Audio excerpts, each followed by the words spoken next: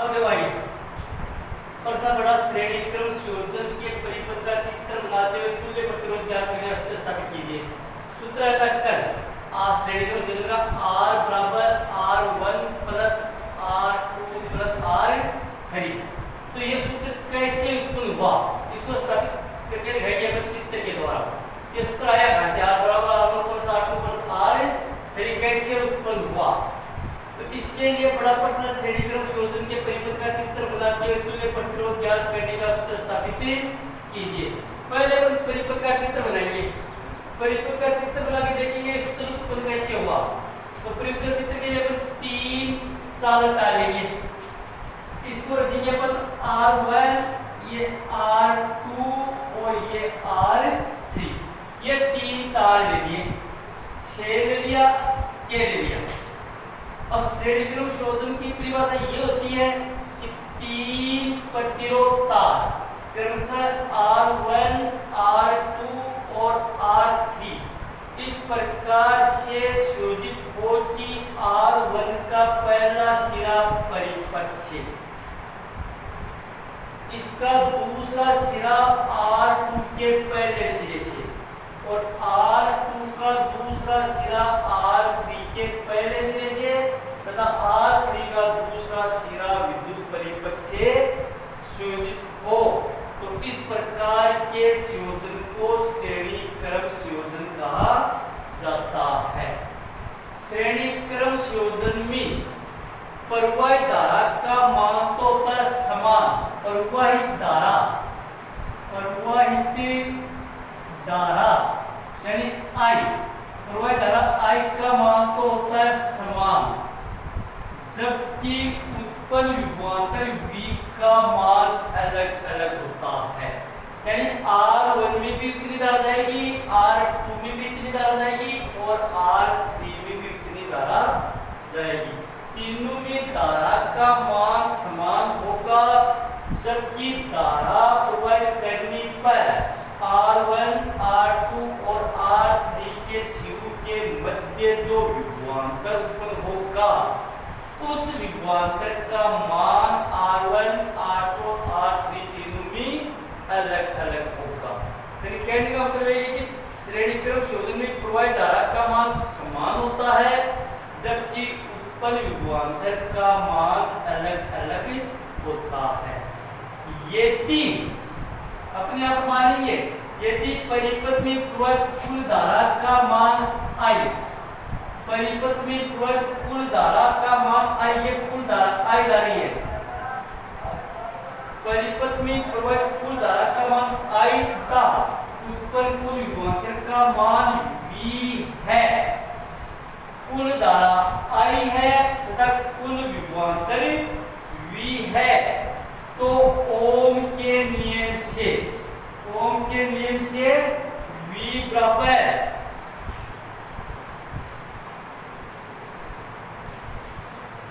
ओम के नियम से V बराबर I R, यह समीकरण नंबर हो जाएगा A।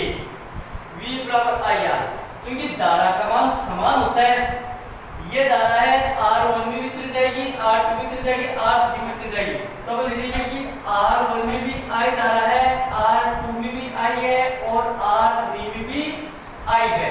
धारा का मान समान है, जबकि विभवांतर का मान अलग अलग है। इसका मतलब अलग अलग, तो इसमें V1 है, इसमें V2 है और इसमें V3 है।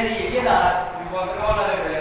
तो धारा समी बराबर है R1 में भी I है, R2 में भी I है और R3 में भी I है, जबकि विभवांतर R1 में V1 है, R2 में V2 है और R3 में V3 है। तो अलग अलग हो गया विभवांतर का मान। अब अपन मान लेंगे कि यदि परिपथ में प्रवाहित कुल धारा I, ये रही I तथा उत्पन्न कुल विभवांतर V है, तो ओम के नियम से V बराबर I R, ये समीकरण नंबर 1 बन गया। V बराबर I R, ये पहला समीकरण बन गया। आगे लिखेंगे हम ओम के नियमानुसार, या ओम के नियम से। ये V बराबर I R ओम के नियम से हुआ। ठीक है। अब अपन आगे बात करेंगे कि R1 में जब I धारा जा रही है तो विभवांतर कितना होगा, R2 में जब I धारा जाता है तो विभवांतर कितना होगा, R3 में जब I धारा जाता है तो विभवांतर का मान कितना होगा। अब अपन करेंगे यदि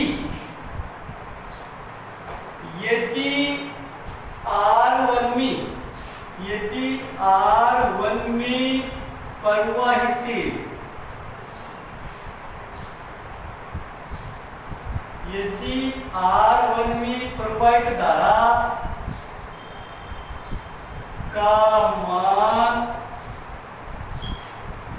यदि R1 में प्रवाहित धारा का मान कितना है, R1 में प्रवाहित धारा का मान I है, R1 के साथ में I है। यदि R1 में प्रवाहित धारा का मान I तथा उत्पन्न विभवांतर का मान, उत्पन्न विभवांतर चित्र को देखने को दिखाई दे रहा है तुमको कि R1 में प्रवाहित धारा का मान I है और उत्पन्न विभवांतर का मान V1 है। तो R1 में प्रवाहित धारा का मान I तथा उत्पन्न विभवांतर का मान V1 है। तो वही बात है, तो ओम के नियम से V1 बराबर IR1, ये रहा पूरा, इसको एक साथ लिख लीजिए सबको, V1 बराबर IR1, ये V1 रहा, ये IR1 रहा। तो ओम के नियम से V1 बराबर IR1, ये समीकरण नंबर हो गया 2। इसको समीकरण नंबर 2 दे दो आप। इसी तरह से अपन लिखेंगे यदि R2 में, ये मैं लिख देंगे, यदि R2 में प्रवाहित धारा का मान I तथा उत्पन्न विभवांतर का मान V2 है, तो ओम के नियम से V2 बराबर IR2 लिख देंगे। तो फिर नंबर 2 पर यह कि यदि R2 में प्रवाहित धारा का मान I तथा उत्पन्न विभवांतर का मान V2 है, तो ओम के नियम से V2 बराबर IR2, समीकरण नंबर 3 हो गया। ये जोड़ा लिख दिया, V2 बराबर IR2, ये समीकरण नंबर हो गया 3। नंबर आगे लिखेंगे अपन, यदि, ये क्या लिखेंगे, यदि R3 में प्रवाहित धारा का मान, यदि R3 में प्रवाहित धारा का मान I तथा उत्पन्न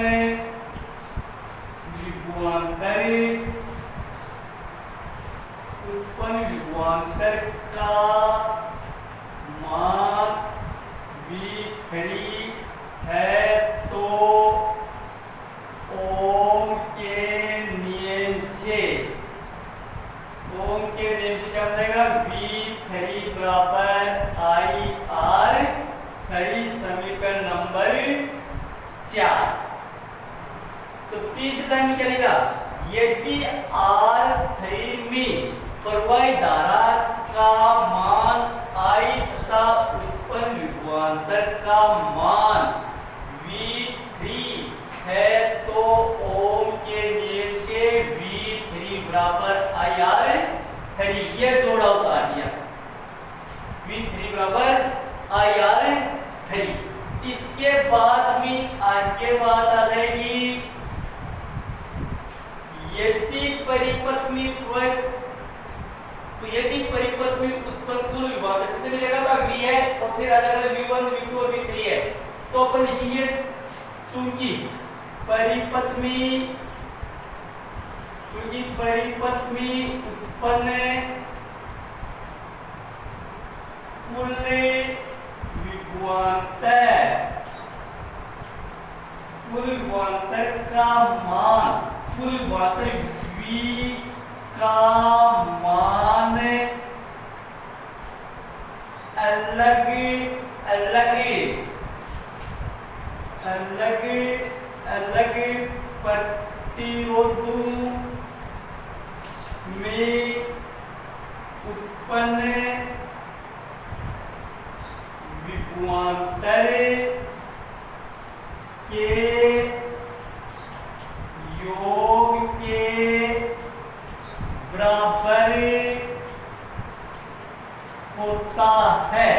अर्थात क्या लाइन की, चूंकि परिपथ में उत्पन्न कुल विभवांतर v का मान अलग अलग प्रतिरोध में उत्पन्न विभवांतर के योग के बराबर होता है। अर्थात v बराबर v1 plus v2 plus v3 समीकरण नंबर 5 समीकरण नंबर हो गया 5। क्योंकि बात सुनी आई थी कि धारा का मान समान होता है और उत्पन्न विभवांतर का मान अलग अलग होता है। तो चित्र में एक तो अपने v दिखाया था, एक बार फिर 3 दिखाया था, v1 v2 और v3 दिखाया था। तो ये लाइन दिखाई थी अपनी कि परिपथ में उत्पन्न कुल विभवांतर v का मान अलग अलग प्रतिरोध में उत्पन्न विभवांतर के योग के बराबर होता है। अर्थात v बराबर v1 plus v2 plus v3। अब अपन क्या करेंगे, ये सूत्र हो गया अपना।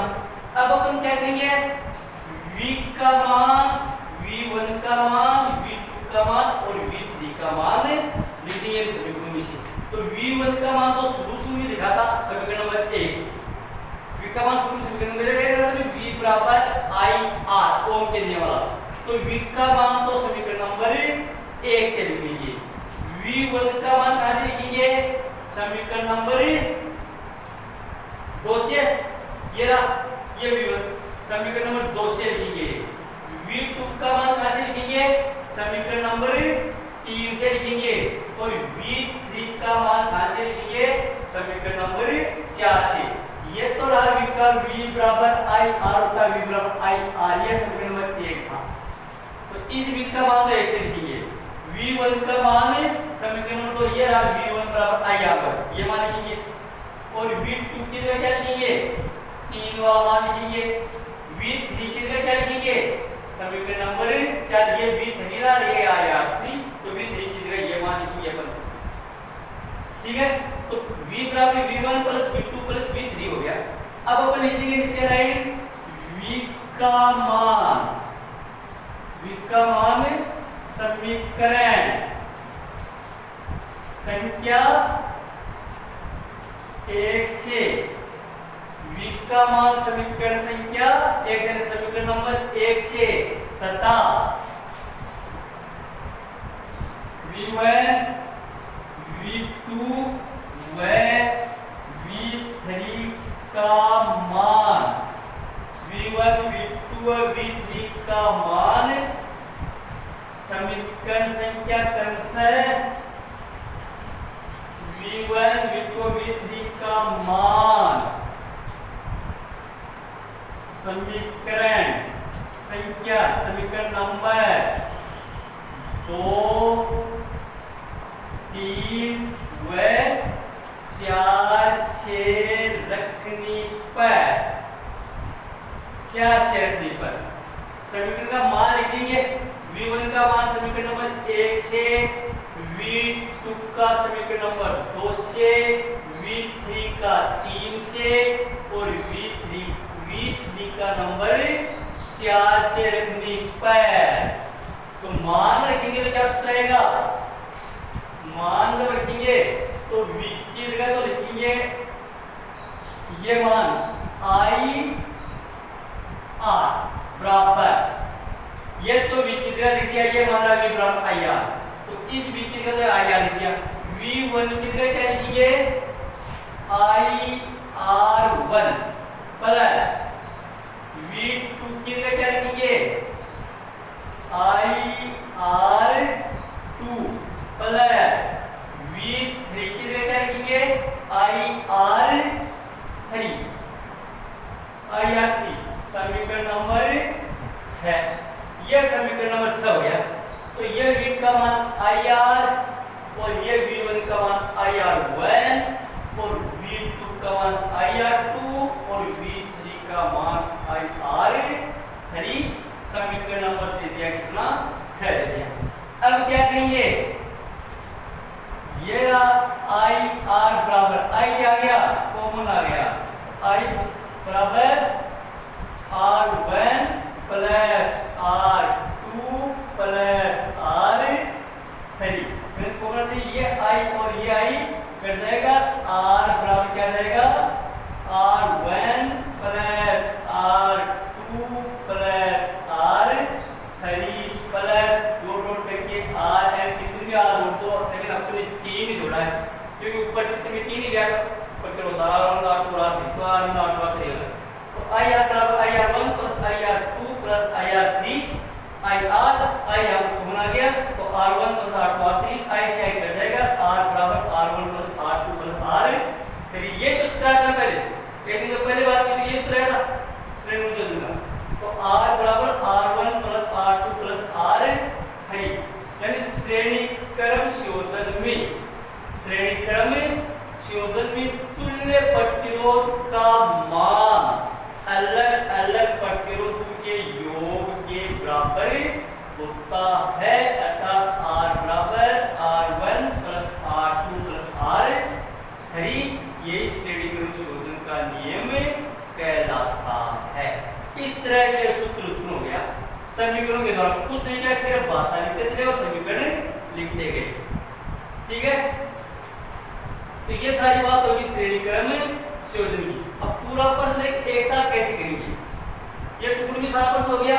अब हम सारा प्रश्न करेंगे कि तीन प्रतिरोध तार क्रमशः R1 R2 व R3 इस प्रकार से संयोजित हो कि R1 का पहला सिरा विद्युत परिपथ से जुड़ा हुआ है तथा R1 का दूसरा सिरा R2 के पहले सिरे से तथा R2 का दूसरा सिरा R3 के पहले सिरे से और R3 का दूसरा सिरा परिपथ से संयोजित हो तो इस प्रकार के संयोजन को श्रेणी क्रम संयोजन कहा जाता है।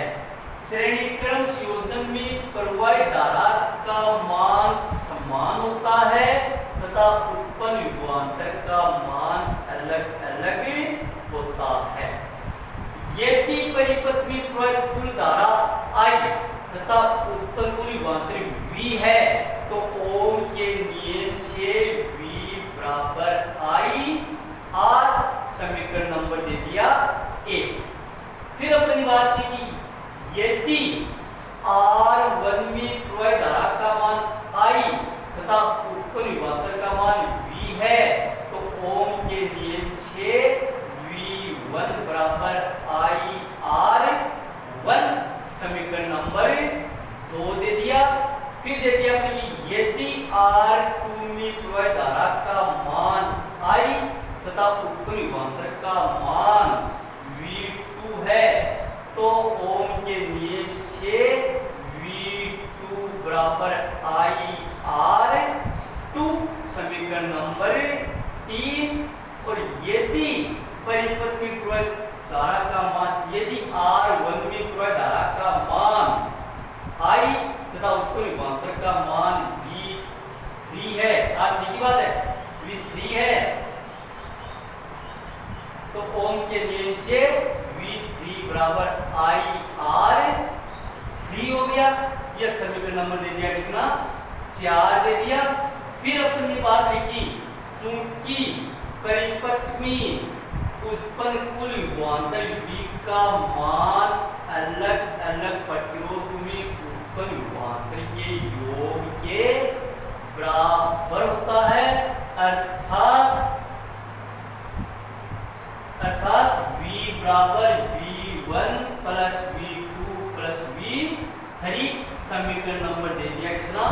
5 दे दिया। फिर अपन ने लिखा कि v का मान समीकरण नंबर 1 से तथा v1 का मान समीकरण नंबर 2 से, v2 का मान समीकरण नंबर 3 से और v3 का मान समीकरण नंबर 4 से रखने पर तो v का मान 1 से लिखा i r, v की जगह v बराबर i r ये रहा, तो ये लिख दिया i r बराबर v1 का मान i r1, v2 का मान i r2 और v3 का मान i r3। फिर नीचे लिखा कि i r बराबर i को हमने लिया तो r1 plus r2 plus r3 और r बराबर r1 plus r2 plus r3 plus rn, कितनी जोड़ो 3 जोड़ो चाहे 10 प्रतिरोध जोड़ो rn, लेकिन अपने 3 लिया तो 3 दिखा दिया r1 r2 r3 आगे लिखी नंबर ऑफ प्रतिरोध, कितने प्रतिरोध जोड़ो। ठीक है, फिर नीचे लिखा अपने की श्रेणी क्रम संयोजन में तुल्य प्रतिरोध का मान अलग अलग प्रतिरोध के योग के बराबर होता है, अर्थात r बराबर r1 plus r2 plus r3। यही श्रेणी क्रम संयोजन का नियम कहलाता है और यही सूत्र लिखा था अपने ऊपर, यह सूत्र इस तरह से उत्पन्न हो गया। जिस तरह गणित में प्रयोग करते हैं इसी तरह से अपन ये सूत्र निकालें कि ये r1 r2 r3 कहां से आया, तो ये इस प्रकार से उत्पन्न हुआ। ठीक है, इसके बाद क्या बात करते हैं विद्युत धारा का उसमें प्रभाव, या इसी को बोलता है विद्युत धारा का तापीय प्रभाव। नंबर 2 पर विद्युत धारा का प्रकाशीय प्रभाव, नंबर 3 पर विद्युत धारा का चुंबकीय प्रभाव और नंबर 5 पर विद्युत धारा का रासायनिक प्रभाव और नंबर 6 पर विद्युत शक्ति। सबसे पहले अपन बात करेंगे विद्युत धारा का ऊष्मीय या तापीय प्रभाव क्या होता है। विद्युत धारा का ऊष्मीय या तापीय प्रभाव क्या होता है और कहां-कहां पर इसका उपयोग किया जाता है, कौन-कौन से उपकरण इस तापीय प्रभाव पर काम करते हैं, कार्य करते हैं। सबसे पहले अपन परिभाषा बताएंगे विद्युत धारा के ऊष्मीय ताप प्रभाव की। सीधी सी परिभाषा है कि जब किसी सुचालक तार में, कोई भी सुचालक तार जिसमें विद्युत धारा प्रवाहित होती है उसको सुचालक तार बोला जाता है। जब किसी सुचालक तार में विद्युत धारा प्रवाहित की जाती है तो सुचालक तार गर्म होकर के ऊष्मा देने लगता है या गर्म होकर के ताप देने लगता है, उसे विद्युत धारा का ऊष्मीय तापीय प्रभाव कहा जाता है। जब किसी भी सुचालक तार में विद्युत धारा प्रवाहित की जाती है तो वो सुचालक तार गर्म होगा और गर्म होकर के ऊष्मा प्रदान करेगा, ऊष्मा देगा, उससे विद्युत धारा का ऊष्मीय प्रभाव कहा जाता है।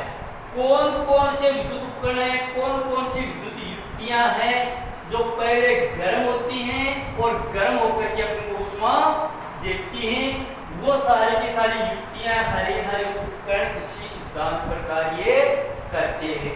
जैसे उदाहरण के लिए विद्युत हीटर होता है, हीटर में जैसे विद्युत धारा प्रवाहित करेंगे तो हीटर में जो स्प्रिंग लगी होती है जो फिलामेंट बोलते हैं, स्प्रिंग लगी होती है, फिलामेंट बोला जाता है।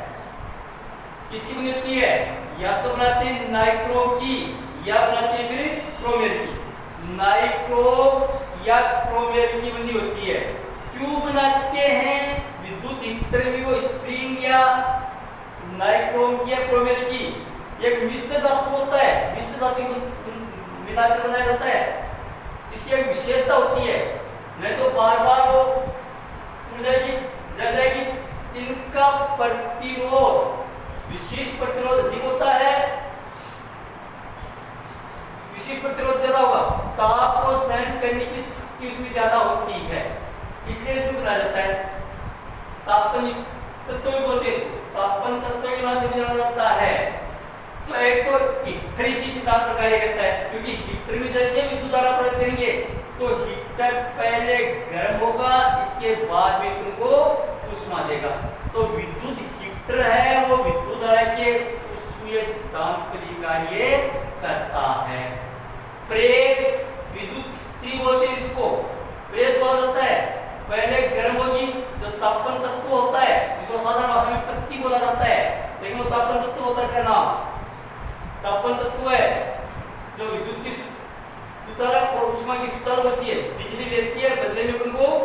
उष्मा देती है तो प्रेस है वो भी इसी स्थान पर कार्य करता है। पहले गर्म होगी, इसके बाद भी उष्मा देगी। विद्युत केतली इसी स्थान पर कार्य करती है। विद्युत ओवन इसी स्थान पर कार्य करता है। विद्युत भट्ठी इसी स्थान पर कार्य करती है। विद्युत टोस्टर इसी स्थान पर कार्य करता है। तो ये सारे के सारे उपकरण जो पहले उष्मा लेंगे, उष्मा लेकर के गर्म होंगे और गर्म विद्युत लेंगे, विद्युत लेके गर्म होंगे, गर्म होकर के आपको उष्मा देंगे, वो सारे के सारे उपकरण विद्युत धारा के इसी स्थान पर कार्य करते हैं। नंबर 2, विद्युत धारा प्रकाश प्रभाव। जब किसी भी सुचालक तार में, कोई भी सुचालक तार हो, जब किसी भी सुचालक तार में विद्युत धारा प्रवाहित की जाती है तो सुचालक तार गर्म होकर के प्रकाश देने लगता है, उसको बोलते हैं विद्युत धारा का प्रकाशीय प्रभाव। यानी सुचालक तार पहले विद्युत लेगा, धारा लेकर के अपन को क्या देगा, बदले भी प्रकाश देगा। तो जब किसी सुचालक तार में विद्युत धारा प्रवाहित की जाती है तो सुचालक तार गर्म होकर के प्रकाश देने लगता है या प्रकाश उत्पन्न करता है, उसे विद्युत धारा का प्रकाशीय प्रभाव कहा जाता है। उदाहरण के लिए बल्ब, ट्यूबलाइट, ये सारे विद्युत लेंगे और बदले में तुमको क्या देंगे, प्रकाश देंगे। ये सारे के सारे विद्युत धारा के प्रकाशीय प्रभाव पर कार्य करते हैं। नंबर 3 पर विद्युत धारा का चुंबकीय प्रभाव। वही परिभाषा, जब किसी सुचालक तार में विद्युत धारा प्रवाहित की जाती है तो सुचालक तार चुंबक की भांति व्यवहार करने लगता है। चुंबक बन जाएगा सुचालक तार, चुंबक की भांति व्यवहार करने लगता है, उसे विद्युत धारा का चुंबकीय प्रभाव कहा जाता है। विद्युत क्रेन, विद्युत गंठी, टेलीफोन, ये सारे के सारे इसी सिद्धांत पर कार्य करते हैं। फिर विद्युत धारा का रासायनिक प्रभाव, इसकी परिभाषा अलग है 3 के उदाहरण। जब किसी रासायनिक अपघट्य में या रासायनिक घोल में, रासायनिक विलयन में विद्युत धारा प्रयोग की जाती है तो वो विद्युत अपघट्य अपनी अवयव में बढ़ जाता है, जिनसे मिलकर बना होता है, इनमें बढ़ जाता है, उसको बोलते हैं विद्युत धारा का रासायनिक प्रभाव। विद्युत लेपन में एक पदार्थ की दूसरे पदार्थ पर परत डालने में इसी सिद्धांत का उपयोग किया जाता है। विद्युत लेपन में इसी सिद्धांत का उपयोग किया जाता है। जैसे साइकिल का हैंडल होता है, साइकिल का पहिया होता है, साइकिल की घंटी होती है, बाथरूम की टूटियां होती हैं, मोटर गाड़ी के पार्ट्स होते हैं जो लोहे के बने होते हैं, लेकिन ऊपर इसके पॉलिश की जाती है, निकल किया नाइक्रोम, इसके कारण उस पर जंग नहीं लगता, वो चमकदार दिखाई देते हैं। सोने चांदी के गन ऊपर पर सजा जाती है, उसमें इसी सिद्धांत का उपयोग किया जाता है, रासायनिक विद्युत धारा के रासायनिक प्रभाव का ही। आगे विद्युत शक्ति। विद्युत शक्ति यानी जिस दर से विद्युत धारा का उपयोग किया जाता है उसे विद्युत शक्ति कहा जाता है। जिस दर से कितनी शक्ति ली, ठंडी कितनी शक्ति ली, प्रेस की कितनी शक्ति ली, पंखे की कितनी शक्ति ली, तो जिस दर से विद्युत धारा का उपयोग किया जाता है उसे विद्युत शक्ति के नाम से जाना जाता है।